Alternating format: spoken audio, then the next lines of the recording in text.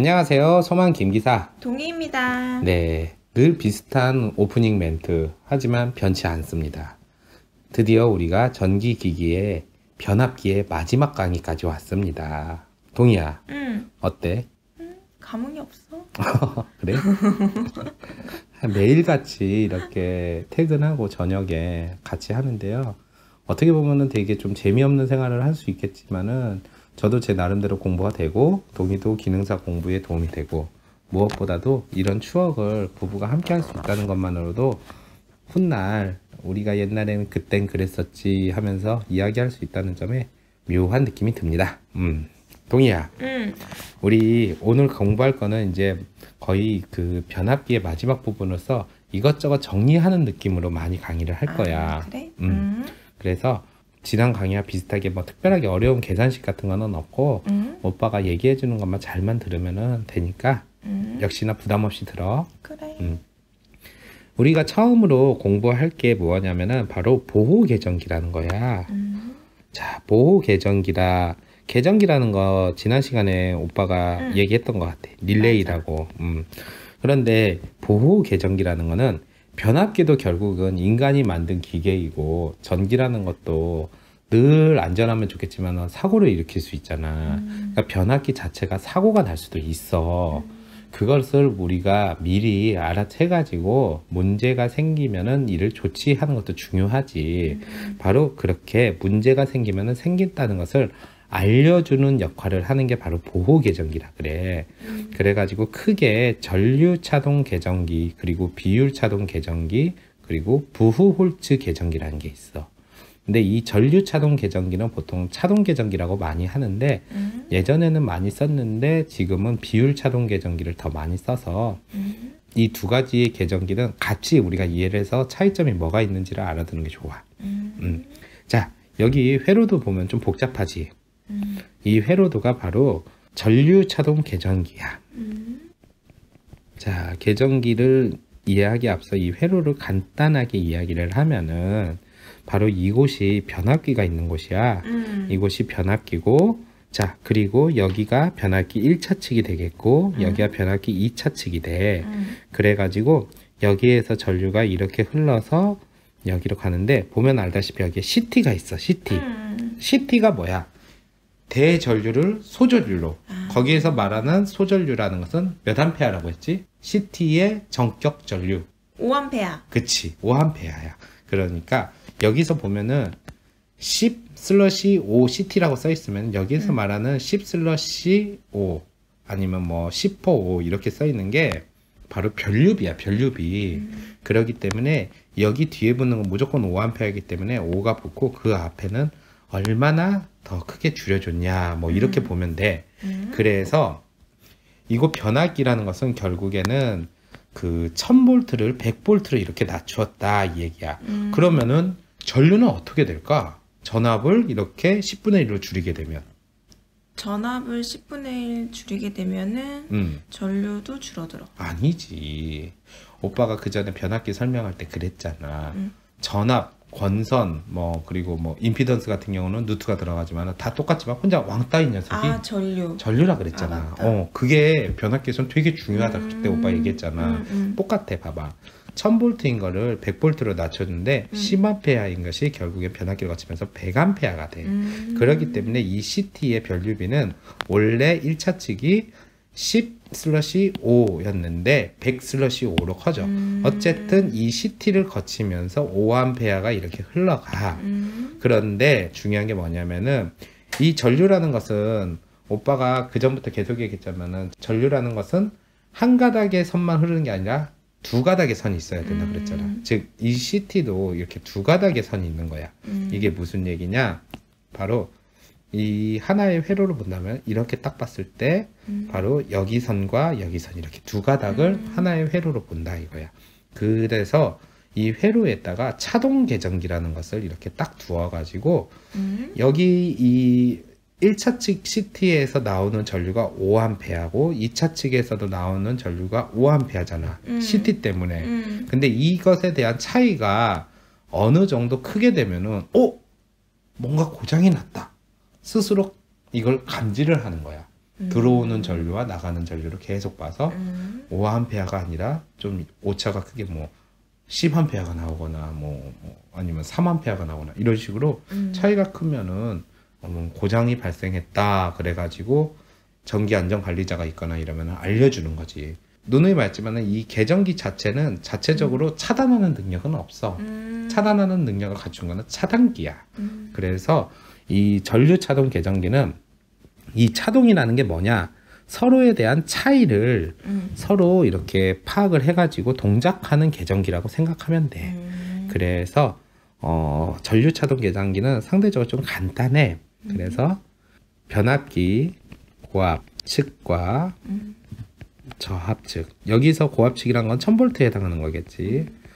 측에 설치한 CT 2차 전류의 차이. 2차 전류가 결국 뭐냐, 5A지, 그치? 이렇게 5A가 흘러가야 되는데 이 서로의 차이가 커지게 되면은 문제가 있다 보는 거다 해서 이거는 어디에서 사용되냐, 변압기 내부에 설치를 해. 그런데 이게 한계가 있어. 어떤 한계가 있냐, 일단은 단순하게 이 절대적 차이만 갖고 고장이라고 판단을 하면은 안 되는 상황이 있어. 우리 뭐 기능사에서는 이런 걸 다루지 않겠지만은 그 기술사급 정도에서는 변압기에 대해서 다룰 때 도립 여자 전류 같이 또 특이한 전류가 있는데, 이 도립 여자 전류 같은 경우는 전격 전류의 5배에서 10배로 굉장히 큰 전류야. 근데 이거는 사고 전류가 또 아니야.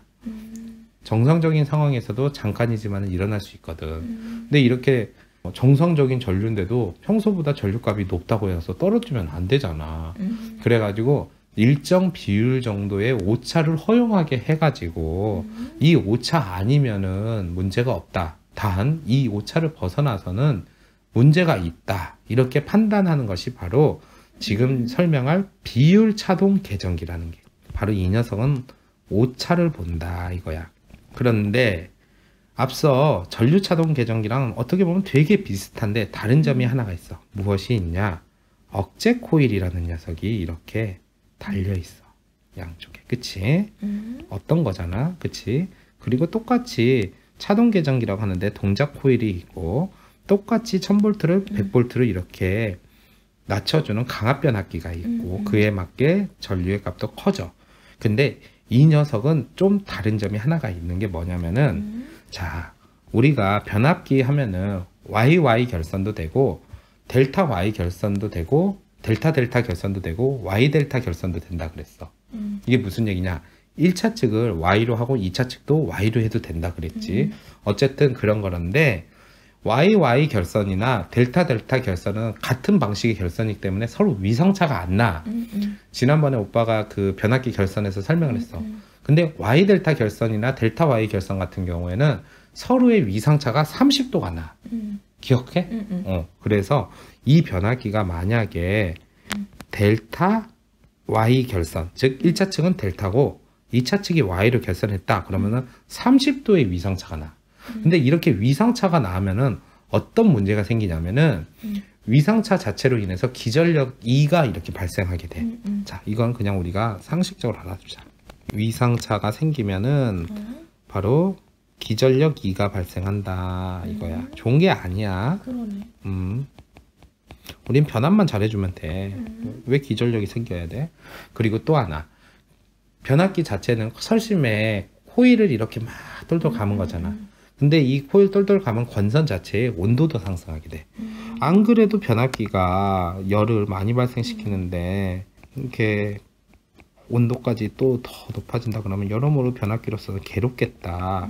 그래서 이 위상차를 잡아주는 것이 일단 비율 차동 계전기인데, 계전까지 썼네. 비율 차동 계전기의 역할 중에 하나야. 어떻게 하냐면은, 자, 델타 Y로 결선을 한 게 변압기라면은 이 CT 쪽에 1차 측을 또 여기에다가는 Y 결선을 해주고 CT 2차 측에는 델타 결선을 이렇게 해줘. 그래서 서로의 위상차 30도를 맞춰줘. 이렇게 하는 것이 첫 번째고, 그리고 또 하나 우리가 잘 보자. 여기에서 전류가 어떻게 흘러가냐 그러면은 이 CT에서 이렇게 쓱 가다가 이렇게 가다가 다시 돌아오는 구조겠지. 2차 측 같은 경우는 이렇게 쓱 가다가 이렇게 오겠지. 자, 그렇게 흐르는 전류를 여기 위쪽 1차 측에 흐르는 전류를 I1 그리고 2차 측에 흐르는 전류를 I2라 보자. 그러면은 우리가 절대값으로 I1 마이너스 I2 절대값이야. 그러니까 2차 측이 더 전류가 크더라도 값은 플러스가 나오겠지. 자, 이걸 가리켜 우리가 전류차라 그래. 그리고 이 전류차가 단순히 그냥 어느 정도 된다 했을 때 바로 작동하는 계전기가 전류차동 계전기라면은 이 전류차의 비율까지 보는 게 바로 비율차동 계전기다, 이렇게 보면 돼. 그래가지고 어떻게 보면은 그 전류차동 계전기를 좀 더 개선한 거지. 좀 전에 오빠가 말했듯이 정상적인 상황인데도 높게 나오는 전류 같은 것은 배제를 하고 정말 위험한 사고 전류에 한해서만 바로 이 문제가 있다는 것을 알려주는, 그러니까 그렇게 개선을 했다 보면 돼. 자, 그리고 이거는 우리가 외워두는 게 좋을 것 같아. 보통 이 두 개의 계전기를 하나로 묶는다면 좀 따로 노는 녀석이 있어. 뭐냐면은 좀 이게 그 우리말이 아니라서 어려울 거야. 부흐홀츠 계전기라는 게 있어. 독일어인가? 근데 이거는 다행히도 기능사니까 이걸 직접 쓰는 일이 없잖아. 근데 그 기사나 산업기사급은 실기는 전부 다 이렇게 적어서 내야 되거든. 그로 인해서 이거 외우는 것도 일이었는데, 어쨌든 이렇게 네 글자인데 독일어 같이 보인다 하면은 어떤 역할을 하냐. 바로 그 변압기가 내부에 고장이 나게 되면은 열이 많이 발생할 수 있거든. 그러면은 이제 유입 변압기 같은 경우는 그 변압기 내부에 열이 많이 생기면 절연유 설명했던지 그 기름도 뜨거워져. 그러면은 이렇게 기름이 뜨거워지면은 우리 그 치킨집에서 열심히 그 닭을 튀기다 보면 그 닭 냄새가 막 치킨집 안을 통해서 밖까지 막 맛있는 냄새가 나잖아. 똑같이 이 절연유도 막 뜨거워지면은 그 특유의 그 기름 가스가 이렇게 올라오게 돼. 그걸 가르쳐 우리가 유증이라 그러거든. 그래가지고 조율소에서 그 휘발유 같은 경우는 유증이 굉장히 심하기 때문에 그 휘발유 이렇게 주유할 때 그 옆에서 나이타 같은 거를 켜도 폭발 위험이 있어. 그 기름에 직접 안 닿더라도 그 유증, 바로 기름가스로 인해서 그런 거거든. 물에 그런 그 증기를 가리켜 수증기라 그러잖아. 마찬가지로 기름은 유증기, 유증. 바로 이 유증을 검출해 가지고 이거 생각보다 기름가스가 많이 나와요, 위험할 것 같아요, 이런 것을 파악하는 거야. 그래서 부흐홀츠 계전기는 절연유가 뜨거워질 때, 즉 고온일 때 발생하는 뭐 유증이라고도 그러고 유증기라고도 하고 그래. 유증을 검출, 그래서 경보, 그리고 얘는 차단까지도 해. 일반 계전기와 달리 차단까지 한다 하는 역할. 이것도 우리가 나오기 너무 쉬우니까 꼭 알아두자. 자, 보호 계전기는 이 정도까지만 공부를 하면 돼. 그리고 변압기에 대해서 우리가 몇 가지 좀 더 알을 게 있어. 자, 대표적인 게 바로 변압기도 숨을 쉬어. 아, 그래? 응. 와, 살아있네. 그래서 우리가 숨 쉬는 걸 호흡이라 그러잖아. 변압기도 호흡이라 그래. 변압기 호흡작용. 실제로 이게 맞는 용어야, 숨을 쉬기 때문에. 근데 24시간 사람같이 생명이 있어서 숨을 쉬는 게 아니라, 좀 전에 오빠가 부호홀츠 계전기에서 얘기했지만은 그 유입형 변압기 안에 열이 많이 발생하면은 결국에는 절연유 자체도 뜨거워지고 그로 인해서 유증이 이렇게 나온다 그랬잖아. 그렇게 되는 것 자체와 유증이 나온다는 것 자체가 결국에는 변압기 내부에 있는 그 유증 가스가 밖으로 막 나가려고 그러겠지. 자, 그걸 오빠가 그림으로 간단하게 설명을 해줄게. 자, 이게 바로 TR, 변압기야. 변압기가 있고, 얘가 어떤 일이 생기냐, 속에 이제 우리가 말하는 그 철심 그리고 코일이 막 감겨 있고, 그거랑 별개로 이렇게 절연유가 이렇게 있어. 이게 이제 절연유야. 그런데 변압기가 한참 이렇게 활동을 해서 열이 많이 발생하면은 말 그대로 우리가 그 라면을 끓일 때 물이 팔팔 끓으면은 냄비 뚜껑이 덜컹덜컹 거리잖아. 그렇게 공기가 결국 밖으로 막 배출되려 그래. 그 약간 그것도 호흡하는 것 같다 진짜. 그런데 반대로 또 이 변압기 자체의 온도가 떨어질 때도 있어. 언제 그냐? 변압기 자체가 이제 활동을 안 해. 아, 오늘 일 열심히 했다. 이제 쉬어야지 해서 변압기를 딱 끈다. 그러면은 그 뜨뜻했던 절연유가 차가워지겠지. 그러면은 밖에 있던 공기 자체가 안으로 들어오려고 그래. 어떤 건지 이해가 가겠어? 그러니까 마치 사람이 숨을 내쉬고 들이마시듯이 변압기도 그런 역할을 한단 말이야. 변압기 호흡작용을 통해서 어떤 문제점이 생기냐면 첫 번째가 절연 내력이 저하게 돼. 그게 왜 그러겠어? 바로 변압기 그 내부에 물방울 같은 게 맺히게 된다. 근데 물은 그전에도 얘기했지만 전류가 흐를 수 있다 그랬잖아. 그럼 절연이 뭐야? 전류를 흐르는 것을 방해하는 건데 그 자체가 약해진단 말이야. 물방울이 송글송글 맺혀봐. 그래서 절연 내력이 저하된다. 유쾌하지가 않지. 그리고 또 뭐냐면은 산화작용으로 인해서 슬러지가 발생하게 돼. 슬러지가 뭔지 알아? 슬러시는 아는데. 슬러시는 뭐야? 학교 앞에 파는 거 있잖아. 그 비슷한 거라 생각하면 돼. 뭐냐면은 우리 슬러시 그거잖아. 액체도 아닌 고체도 아닌 그런 약간 좀 애매한 관계잖아. 슬러지도 액체도 아닌 고체도 아닌 그런 찌꺼기 같은 게 붙는다고 생각하면 돼. 아스팔트가 슬러지 같은 걸 이용한 거라 생각하면 돼. 끈적끈적거리는 거. 결국에는 변압기한테 생명과 같은 냉각 효과도 줄어들게 돼. 항상 작동할 때 열을 많이 발생시키는데 냉각이 정말 중요한데 냉각 효과가 떨어진다. 결코 전기를 사용하는 입장에서는 안심할 수 없는 상황인 거지. 그러면은 아 그렇구나 어쩔 수 없지 뭐 너도 살아있으니까 그냥 숨쉬고 살아 하고 넘기면 될까? 우리는 그래도 자격증을 소지하는 기술자들이기 때문에 방지 대책도 같이 고민을 해야 돼. 그래서 방지 대책은 무엇보다 더 중요하니까 빨간 글씨로 써줄게. 방지 대책 첫 번째가 뭐냐면은 콘서베이터라는 것을 설치를 해야 돼. 콘서베이터. 콘서베이터가 뭐냐면은 자 여기 그림을 봐봐. 그러면은 앞서 말했듯이 바로 여기가 이제 해당 변압기가 있고 여기 마치 굴뚝같이 이렇게 딱 오빠가 그려놨어. 근데 실제로는 여기가 뻥 뚫린 그런 굴뚝이 아니라 여기가 오히려 빡 막혀 있어. 그러니까 봉인이 돼 있단 말이야. 그래가지고 앞서 말했듯이 그 유중이 이렇게 꽉 차 있다 해도 이쪽으로 이렇게 분산이 되게 여기에다 이렇게 했어. 그래가지고 실질적으로는 이 녀석이 변압기 주 탱크 안에 있는 그런 압력 자체를 더 이상 오르지 못하게 일종의 안전벨트처럼 막아주는 역할을 하는 거야. 그래가지고 변압기가 한참 작동하고 있을 때 이 콘서베이터를 열게 되면은 이 절연유 자체가 많이 뜨거워졌을 거 아니야. 근데 지금 얘가 막고 있었는데 그 압이 풀리면서 절연유가 확 쏟아져 버려. 그래서 절대 풀으면 안 돼. 콘서베이터를 굴뚝같이 생각하는 분들이 많은데 아니야. 막혀 있어. 그리고 좀 전에 공부했던 부호울지 계전기 있잖아. 그걸 여기에다 많이 달아. 왜 다는지 알까? 그 유중이 생기는 거를 감지한다 그랬어. 똑똑하네. 맞아. 이 절연유 자체가 열을 많이 받게 되면은 막 뿌글뿌글 끓어올 거 아니야. 그러면서 유중이 막 발생하는데 그게 어느 정도 생기는 건 이해를 해. 근데 너무 많이 생긴다면 위험한 상황인 거잖아. 그걸 감지하는 게 부호울지 계전기잖아. 그러니까 이렇게 콘서베이터의 목덜미에 해당하는 부분에다가 딱 이렇게 설치를 해서 발견한다 이거야.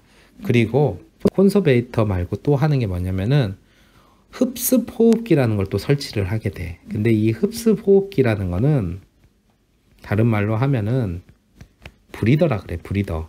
다 같은 말이야. 이것도 같이 외워둬. 이거는 또 어디에다 다냐면은 자 이거는 오빠 여기 파란색으로 표기해줄게. 이 콘서베이터 끝쪽에다 이렇게 딱 달아줘. 그래가지고 무슨 주머니처럼 이렇게 딱 달아놓는데 그 주머니 안에 혹시 동이 그거 알까 모르겠다. 실리카겔. 실리카겔? 그게 실리콘? 어디? 아니야. 실리콘과 달리 실리카겔 같은 경우에는 예전에 우리가 도시락으로 싸가던 김 같은 거 보면은 강력 박습제라고 해가지고 그 물을 딱 따면 탁탁탁 튀고 그랬잖아. 방습제가 뭐야? 습기를 방지해 주는 거잖아. 그래서 김이 바삭바삭하게 느낌을 주는 것도 있고, 또 우리가 많이 볼 수 있는 게 뭐냐면 오빠가 좋아하는 물 먹는 하마 알지? 왜 웃어? 물 먹는 하마 집착하잖아. 물 먹는 하마 안에 들어있는 그 가루들이 다 실리카겔이야. 그래서 습기를 빨아먹는 역할을 해. 그러니까 이 브리더 같은 경우 안에 들어있는 게 대표적인 게 바로 실리카겔이야. 실리카겔이 하는 역할이 뭐야? 습기를 빨아먹는다 그랬지. 그러면은 결국에는 이렇게 호흡작용으로 인해서 내부에 물방울 같은 게 생긴다 그랬잖아. 그걸 이렇게 빨아먹는 역할을 해주는 게 바로 브리더, 즉 흡습 호흡기라고 보면 돼.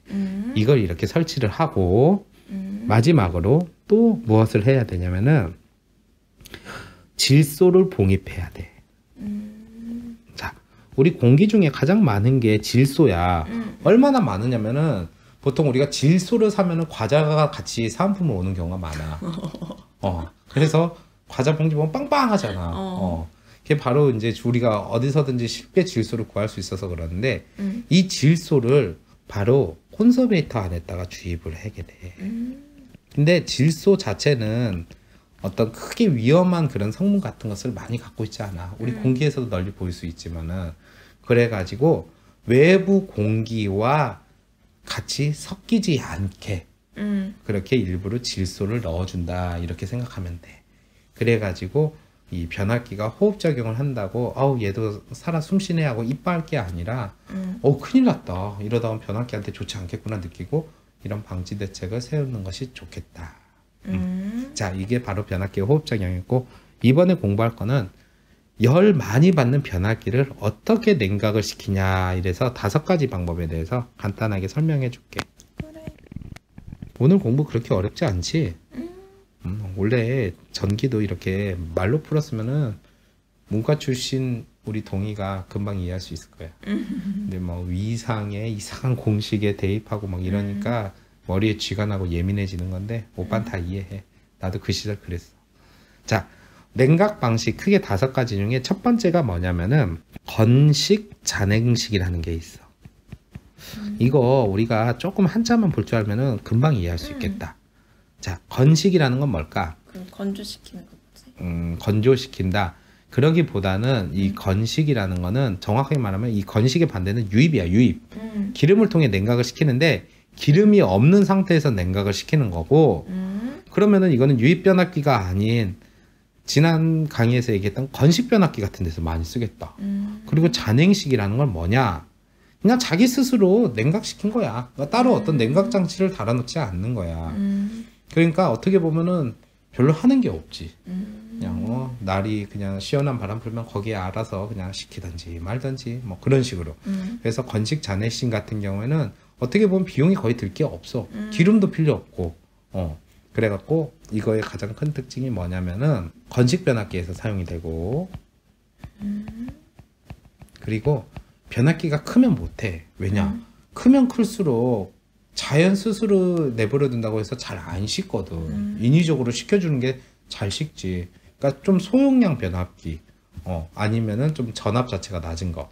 그래가지고 22kV라는 건 22,000V거든. 22kV 이하 배전용 변압기에서도 많이 사용한다. 어쨌든 이게 이제 소형이라고 생각하면 돼. 변압기 치고는. 이런 걸 알아두고, 그 다음에 또 어떤 방식이 있냐면은 똑같은 건식인데 바로 풍냉식이 있어. 풍냉식. 자, 이것도 역시 한자를 통해서 우리가 좀 알 수 있을 텐데, 풍냉이라 하면 풍이 뭘까? 바람. 그치. 똑같은 건식인데 바람을 이용해서 냉각을 시키는 거야. 잔행식은 그냥 자연 스스로 냉각을 시킨다면 풍냉식이라는 거는 일부러 바람을 일으켜서 뭐 그냥 변압기 앞에다가 선풍기를 갖다 놔도 풍냉식이라고 생각하면 되겠지. 그래서 이것의 가장 큰 특징은 강제 통풍을 한다는 거야. 강제로 바람을 일으켜가지고. 더 빨리 그렇지. 되겠네. 냉각이. 맞아. 이것 또한 냉각 효과는 잔행식보다는 좋겠지. 하지만은 사실 냉각 효과를 가장 좋게 하는 방법은 바로 기름을 이용한 것, 즉 절연유를 이용한 거야. 그렇기 때문에 이 건식 풍냉식은 냉각 효과는 좋아도 그래도 유입 변압기만큼은 안 되기 때문에 이것 또한 22kV 이하에서 많이 사용한다 보면 돼. 결국 건식으로 이렇게 냉각한다면은 소형 변압기에서 많이 사용한다고 보면 돼. 자, 덩치가 커지면 어쩔 수 없이 기름을 써야 된다. 그래서 지금부터 나오는 게 바로 유입. 기름을 넣었어. 근데 유입도 역시 잔행식이 있어. 이제 좀 알 것 같지? 잔행식이 뭐야? 스스로 냉각시키는 거. 그치? 자연스럽게. 절연유를 넣긴 넣었는데 따로 뭘 건드리지 않고 그냥 기름의 대류작용, 그러니까 기름이 안에서 이렇게 흐르는 것을 이용을 해가지고 그거 자체로 그냥 열을 대기로 발산시키는 거야. 뭐 말은 어렵지만은 그냥 말 그대로 절연유만 두고 그냥 냅두는 거야. 그래서 어떻게 보면 되게 간단해. 간단하고 그로 인해서 어떤 그 보수 같은 거 하기도 쉽고. 그래서 이것 또한 역시 유입이긴 하지만은 소형에서 많이 사용을 하게 돼. 그래서 절연유 사용, 그리고 자연 냉각. 멋있다. 자연 냉각 하니까. 그리고 소용량에서 많이 쓴다. 자, 그럼 언제 대용량 그런 큰 변압기 같은 거를 쓰게 되나요? 이제 슬슬 나올 거야. 어디서 쓰이냐? 바로 유입 풍냉식. 이것도 뭔가 알 것 같지 않아? 뭐야? 절연유를 사용하고 그 강제 통풍기를 이용해서 냉각시키는 거. 맞아. 절연유를 사용해. 절연유 사용하는 것만으로도 효과가 좋지. 거기에다가 강제 통풍까지 해. 바람까지 일으켜줘. 그렇게 돼서 어떤 게 좋냐면은 바로 똑같은 용량의 변압기인데도 유입 잔행식보다 20-30% 정도 더 큰 용량을 쓸 수가 있어. 자, 용량 이야기가 나와서 말인데 바로 이게 대용량 변압기에서도 사용이 가능해. 그리고 이 냉각작용, 냉각하는 방법 중에서 가장 끝판왕이라고 볼 수 있는 게 있어. 이거는 처음 들을 거야. 유입 송유식. 이건 무슨 얘기일까? 이거는 기본적으로 절연유를 넣는 것도 맞아. 근데 이 절연유 자체를 가만히 두는 게 아니라 펌프를 이용해서 어디론가 빼. 이를테면은 냉각을 시킬 수 있는 뭐 냉장고 같은 기기가 있다. 그러니까 강제로 냉각을 시키는 그쪽으로 보내. 그리고 기존에 이제 좀 차가워진 또 이 절연유가 있을 거 아니야.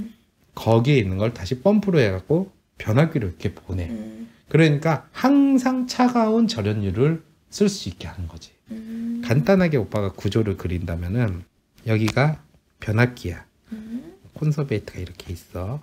근데 여기에서 우리가 그 냉각 장치를 그냥 우리 냉장고라고 해서 그냥 냉이라고 이렇게 해줄게. 그러면은 자, 변압기에서 나온 그 절연유가 열을 많이 받아서 뜨거울 거 아니야. 이렇게 뜨거워. 냉각을 시켜야지. 그러면은 냉장고로 보내면은 냉장고 자체에서는 미리 준비됐던 차가운 절연유가 있을 거 아니야. 그 차가운 절연유를 다시 변압기로 보내.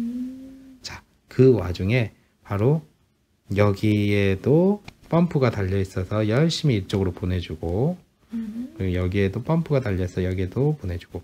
그러니까 항상 변압기는 차가운 절연유를 마실 수 있게 돼 있으니까 항상 시원하겠지. 그래서 유입 송유식 같은 경우는 마찬가지로 절연유를 사용, 그리고 절연유를 아예 냉각을 시킨다고 보면 돼. 무엇을 이용해서? 바로 펌프를 통해서 외부에 있는 냉각 장치로 보내고, 그렇게 냉각된 기름을 다시 이렇게 보내기 때문에 이거는 변압기 용량이 무려 3만 kVA. 엄청 큰 거야. 이상 대용량에서 사용하게 돼. 그러니까 시설도 많이 갖춰야지. 그냥 변압기 하나 똘랑 갖다 놓는 게 아니라 냉각 장치도 갖다 놔야 되지. 그 사이를 연결하는 펌프도 갖다 놔야 되지. 이렇게 5가지의 특징 같은 거는 우리가 외워두는 게 좋겠다. 그래. 자, 이번에는 변압기 건선과 철심 건조법에 대해서 얘기를 해줄게. 알다시피 변압기 자체에는 그 철심도 있고, 철심에 이렇게 코일, 감겨 있고 그를 권선이라 그랬잖아. 그런데 이 녀석들도 바싹바싹 말려주는 게 되게 중요해. 그러면은 우리 그 열심히 뭐 변압하고 있는데 그렇게 하는 게 아니라 정기적으로 점검을 할 때 이 녀석들에게 뭐 습기가 묻어 있니 기름때가 묻어 있니 막 이러면 안 되니까 바싹바싹 말려주는 게 좋은데, 가장 간단한 방법은 무엇이냐? 바로 열풍법이 있어. 열풍이라는 단어 많이 들어보지 않았어? 이번에 새로 나온 어떤 과자가 여러분들에게 열풍을 일으키고 있습니다 할 때 그런 열풍이 아니라 뜨거운 공기를 말해. 근데 그것도 맞는 말이긴 하겠다. 새로운 과자가 대중들한테 뜨거운 공기를 일으키고 있다. 그만큼 뜨겁다 이거지, 반응이. 자, 바로 열풍법은 그냥 간단하게 송풍기나 전열기는 난로야. 그런 걸 이용을 해가지고 뜨거운 바람을 공급해서 건조시키는 방법으로 어떻게 보면 되게 간단하겠지. 그리고 또 어떤 방법이 있냐? 단락법이 있어. 오, 단락 많이 들어봤지? 뭔가 붙인다. 기억 안 나? 기억나.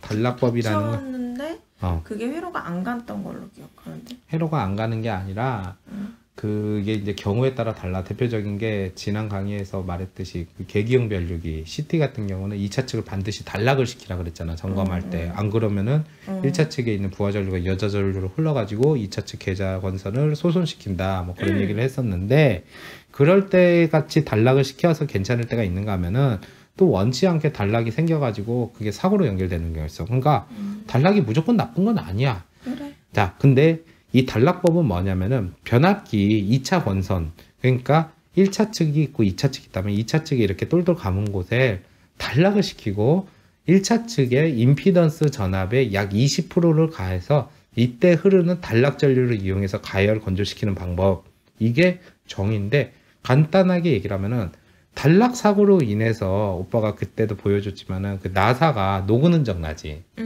그만큼 단락 사고가 나면은 대전류가 흐르고 그 대전류로 인해 출열도 커지게 돼서 그만큼 뜨거워지잖아. 그 단락 전류를 이용해 갖고 열을 만들어 가지고 건조를 시키는 거야. 어떻게 보면은 무식하지. 근데 어차피 전기 쓸 김에 이런 식으로도 뜨뜻하게 하면 좋겠다. 잘 이용하면 단락을 이용해서 난로도 만들면은 금방 뜨끈뜨끈해질 텐데 그러다 불나면 큰일 나요. 그래서 단락법이 있고, 마지막으로 또 어떤 방법이 있냐 그러면은 진공법이 있어. 진공법이라면은 진공이 말 그대로 공기가 없는데 그렇게 하는 거 아니냐 그러는데 거의 맞아. 변압기를 그 탱크 같은 데 안에다 넣어서 밀폐를 시켜.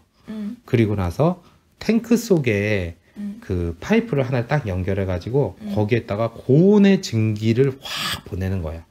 쉽게 말하면은 우리가 찜질방에 가면은 말 그대로 그 넓은 홀이 있고 각계 무슨 방 같은 게 있잖아. 뭐 이름 따서 뭐 사파이어 룸 어쩌저쩌 막 그런 방 안에다 넣고 나서 그냥 거기에다가 고온의 증기를 확 이렇게 쏜다 해봐. 엄청 뜨겁다 못해 있겠지. 그런 식으로 바싹 말리는 방법이 있는 거야. 그래서 진공법은 고온의 증기를 이용한다.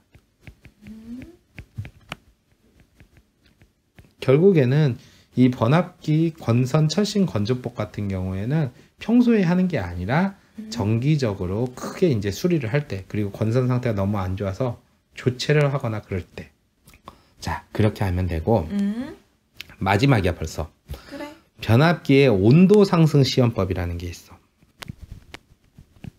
자, 변압기라는 것은 변압을 얼마나 잘 하냐 이것도 중요하지만은 결국 얼마나 잘 온도를 올라가지 않게 하냐 것도 되게 중요해.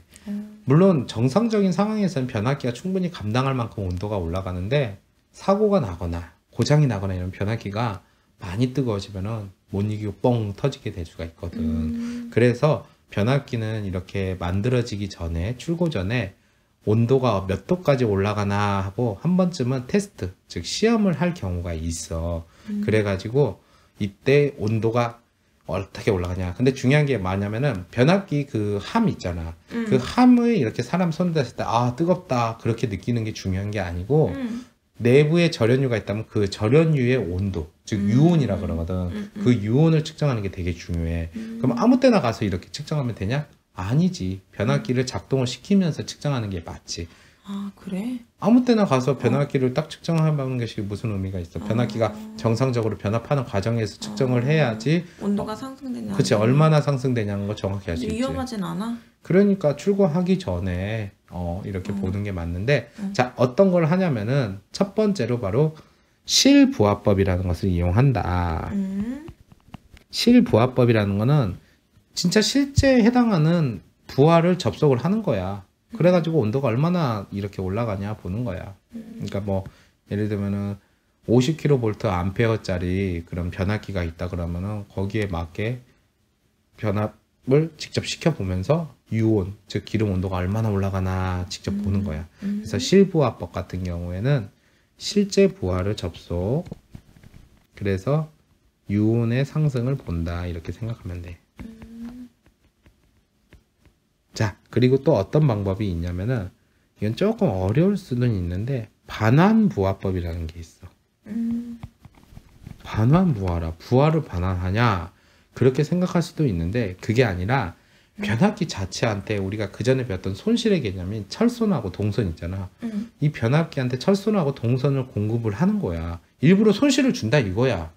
그래가지고 어떻게 온도가 상승하냐 이렇게 보는 거야. 그러니까 이거는 실부하법과 어떻게 보면은 반대되는 거지. 실제 부하를 주는 게 아니라 손실을 줘가지고 알아본다. 그렇게 되면 그래.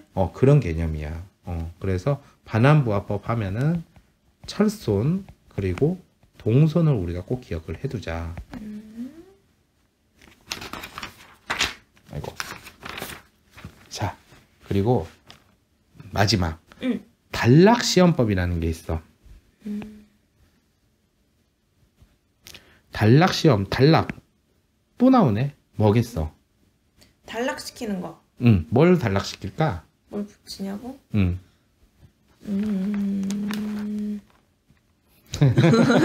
책을 열심히 갑자기 봐. 알면은 동희가 오빠한테 강의해줘야지. 그치? 그 단락시험법은 말 그대로 단락을 시켜. 근데 뭘 이렇게 단락을 시키냐 그러니 어쨌든 변압기라는 거는 내부에 뜯어봐야 권선이 똘똘 감겨 있을 거 아니야. 그러니까 뭐 1차 측 또는 2차 측에 있는 그 권선 중에 하나를 일부러 단락을 시켜. 그래가지고 그때 나오는 손실이 뭐가 있냐. 근데 여기서 중요한 게 뭐냐면은 따로 이렇게 부하를 거는 것이 아니라 무부하 손에다가 그리고 그 권선 자체의 온도를 75도로 환단했을 때의 부하 손실, 이런 걸 가리켜 우리가 전손실이라 그러거든. 그래가지고 이 전손실에 해당하는 전류를 공급해가지고 변압기의 유온을 상승시키고 나서 전격 전류를 통해 온도의 상승을 구한다 이런 거야. 말이 어렵지. 그래서 간단하게 오빠가 이를 설명을 해준다면은 단락시험법은 바로 고압 또는 저압, 즉 1차 측 아니면 2차 측에 있는 그 권선 중에 하나를 일단 단락, 즉 붙여버린단 말이야. 거기에다가 전손실이라는 개념이 있어. 전손실은 무엇이냐면은 무부하 손에다가 기준 건선 온도가 75도로 환산된 부하 손실을 말해. 이 전손실에 해당하는 전류를 찾아가지고 이를 딱 공급하면은 변압기가 어느 정도 이렇게 유온이 올라가게 돼. 즉 그 변압기 내부의 절연유의 온도가 상승이 된단 말이야. 그때 전격 전류를 통해서 온도 상승을 구하는 방법인 거야. 어떻게 보면 좀 복잡하지. 그래서 단락시험법에서의 중요한 게 뭐냐면은 전손실. 철손과 동선만 보는 건 아니다. 그리고 여기에 해당하는 전격 전류. 바로 이런 걸 통해서 우리가 변압기 내부의 온도가 얼마나 올라가는 거냐 이렇게 파악할 수가 있어. 근데 솔직히 말해서 오빠 같으면은 그냥 간단하게 실부하법만 쓸 것 같아. 이거저거 생각하면 오히려 더 복잡할 것 같고. 자, 그리고 오빠가 마지막으로 변압기에서 용어 중에 좀 중요하다 싶은 거 이렇게 좀 알려줄 테니까 잘 들어봐. 자, 변압기를 보면은 임피던스 전압, 임피던스 와트 이런 개념이 나와. 당장 오빠가 임피던스 전압이라는 개념을 좀 전에 변압기 건선 철심 건조법에서도 살짝 이야기를 했는데 이런 용어 같은 경우도 우리가 알아둘 필요가 있어서 오빠가 얘기를 해줄게. 자, 임피던스라는 거는 우리가 늘 알고 있지만은 전류의 흐름을 방해를 해. 근데 임피던스 전압이라는 게 있어. 그럼 전류의 흐름을 방해하는 그런 전압을 말하나요? 라고 생각할 수 있는데 일단은 기호가 VS야. 그리고 이거는 무엇과 같냐면 I 1N 그리고 Z 1E가 된다 이거야. 자, I1N이라는 거는 전류긴 전류인데 뭐냐면은 1차측 전격 전류. 그렇지, 정확하네. 그러면 Z12는 뭘까? 임피던스인데 1, 2. 1가 뭘까? 임피던스 첫 번째, 두 번째. 그렇지. 결국 양쪽에 해당하는 임피던스 값을 한 거야. 그러니까 임피던스 전압이라는 그것은 간단하게 방금 동희가 설명한 대로 1차측 전격 전류에서 1차측, 2차측 임피던스를 곱한 거라 생각하면 돼. 그래. 그게 바로 임피던스 전압이야. 그래가지고 이걸 통해서 우리가 알 수 있는 게 뭐냐면은 변압기 자체에도 그 선이 이렇게 똘똘 감겨 있는 권선이 있을 거 아니야. 이 전체 권선이 바로 임피던스가 또 있을 거 아니야. 근데 임피던스가 있다는 것은 결국에는 직렬의 경우는 전압 강화로 이루어지겠지. 그 전압 강화가 얼마나 되는 건가 볼 수 있는 게 바로 임피던스 전압이야. 그래서 이를 간단하게 표현하면은 전부하라는 게 뭐야? IN이 전격 전류. 그때가 바로 전부하란 말이야. 그래서 전부하라는 거는 말 그대로 정상적으로 잘 쓰고 있을 때야. 전부하 전격 전류 IN 이렇게 흐를 때 1차 측에 인가해주는 전압 전부하시 이게 바로 임피던스 전압에 대한 정의라면은 이걸 통해서 우리가 알 수 있는 게 뭐냐면은 바로 변압기 내부에 권선이 있을 거 아니야. 내부 권선이 전압 강화를 만들 거 아니야. 권선으로 생긴 전압 강화를 우리가 알 수가 있지. 바로 이런 것이 임피던스 전압에 대한 개념이고 그리고 또 임피던스 와트라는 게 있어. 와트니까 대략 전력 같은 개념이 아닐까 이렇게 생각할 수 있을 거. 전력의 단위가 와트니까. 그래서 임피던스 와트는 전력과 비슷하게 P를 쓰는데 역시나 S를 써. 그래가지고 우리 P는 VI 하고 코사인 세타 뭐 그렇게도 많이 배웠는데 이번에는 VI가 아니라 비슷하지만 좀 다른 게 있어. I제곱 말 알지? I제곱 말 알지? 그거와 비슷한데 역시나 I 1N의 제곱에 바로 저항 R 1, 2 이렇게 보면은 이게 임피던스 와트다 이거야. 그래. 자, 그러면은 이건 무엇이냐? 그 앞서 오빠가 임피던스 전압 설명해 줬잖아. 전부하시 1차 측에 인가한 전압이라고.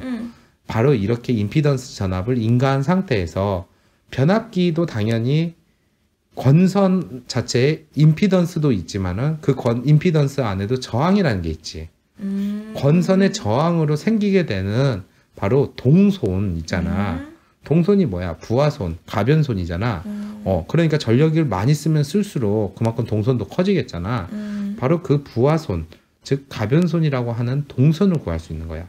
그래서 이를 간단하게 정리를 하면은 임피던스 전압을 인가라는 말 많이 나와. 전교 공부하다 보면 한마디로 말해서 그냥 그렇게 넣어주었다 그렇게 생각하면 돼. 그러니까 전압을 이렇게 넣어주었다. 넣어준 전압이다. 뭐 이런 식으로 임피던스 전압을 인가했을 때 바로 변압기 내부에 생기는 내부 어디에 생기냐? 권선으로 생기는 동손이다. 그래가지고 원래 우리가 이제 동손 하면은 PC라고도 많이 얘기를 했잖아. 근데 그게 이제 단순한 손실이 아니라 여기에서 말하는 것은 임피던스 전압을 인가를 했을 때에 바로 그 변압기 내부의 권선으로 생긴 동선이다. 즉 결국 그 권선 자체가 구리잖아. 구리에 묻어있는 저항이 그렇게 만들어주는 거겠지. 그래서 이런 거 같은 경우는 우리가 뭐 이걸 직접 풀으라는 문제는 안 나오지만은 그 시험 문제 같은데 뭐 이런 걸 대놓고 물어볼 수 있어. 다음 중 임피던스 전압은 무엇인가 해갖고 낼 수도 있고 하니까 이것도 변압기의 중요한 용어라서 오빠가 좀 마지막에 이렇게 설명을 해준대. 꼭 이런 것도 같이 봐두고 가자. 그래. 자, 마지막으로 오빠가 중요하다 생각한 거 한 번씩만 체킹해 줄 테니까 잘 들어봐. 자, 보호 계정기. 가장 중요한 게 뭐냐? 바로 그 전류차를 이용을 해가지고 작동이 되는 거야.